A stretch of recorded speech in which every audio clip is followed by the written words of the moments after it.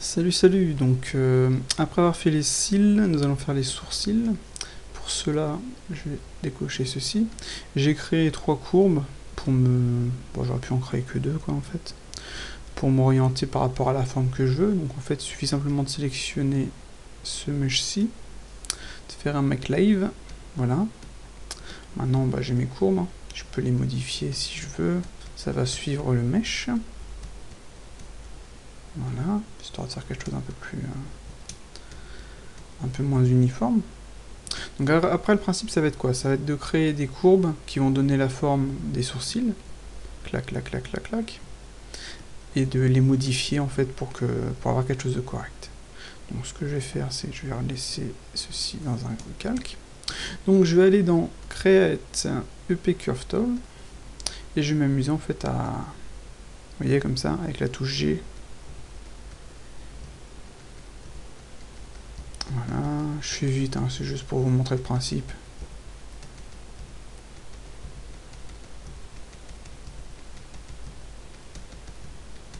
Voilà, donc c'est... On va aller vite vu que j'ai déjà fait en fait les poils, enfin les cils. Donc voilà, une fois que vous voyez, vous avez vos courbes et ils suivent bien le mesh. On va appuyer sur, on va sélectionner une, on va appuyer sur F9, ou plutôt non, on va appuyer sur F8. On va toutes les sélectionner, on va faire un rebuild. Donc surface, edit curve, rebuild curve. Donc là vous voyez j'ai mis nombre span à 1, donc je fais rebuild, ouais, voilà. Donc les courbes en fait ont pris une forme un peu différente. Pouf, on n'hésite pas à modifier si nécessaire. Voilà.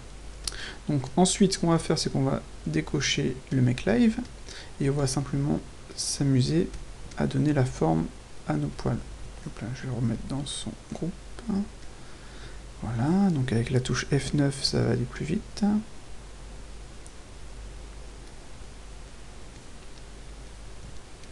Voilà, donc c'est aussi simple que ça. Vous faites ça sur un certain nombre de poils pour donner en fait la forme de sourcil que vous désirez.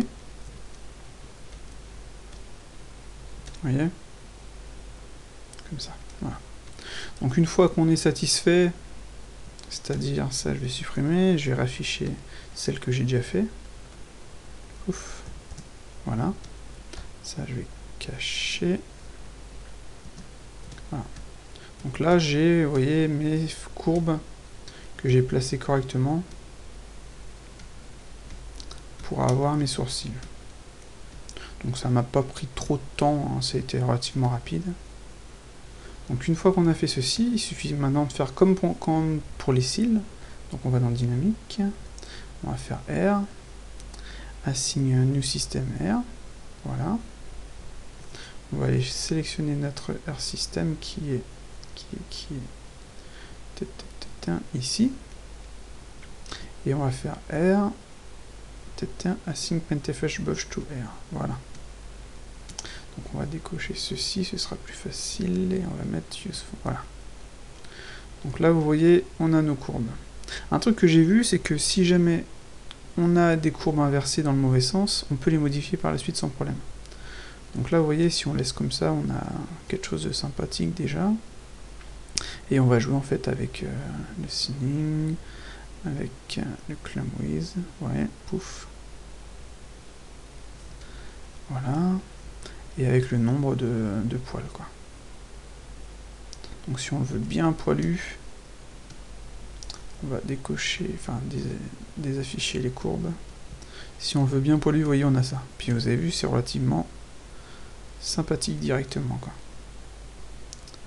Donc, on va en mettre quand même moins. Voilà. On va changer les shaders, on va le mettre en noir. Voilà. Donc là, tout de suite, on a quelque chose d'un peu plus sympathique, quoi. Donc on a nos poils. On peut jouer encore une fois avec les paramètres. Voilà.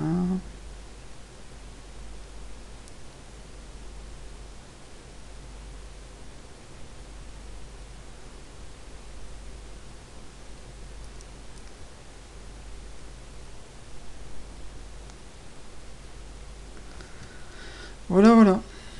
Donc là, on a fait nos sourcils relativement rapidement, quoi. Après, on va faire ça, on va faire un petit CTRL D. Et hop là, il veut pas me faire mon CTRL D. Pouf, voilà. Et là, on a nos sourcils. Donc je pense que je vais rajouter des courbes ici en haut. Pour avoir un truc un peu moins fin, mais là, c'est relativement sympathique dès le début, quoi. Attendez, je vais sélectionner, rafficher le chapeau. Voilà. Shading. 6. Voilà. On a un Schtroumpf qui a beaucoup trop de sourcils et de cils, donc il fait très efféminé. Mais c'est marrant. Voilà, voilà. Allez, salut!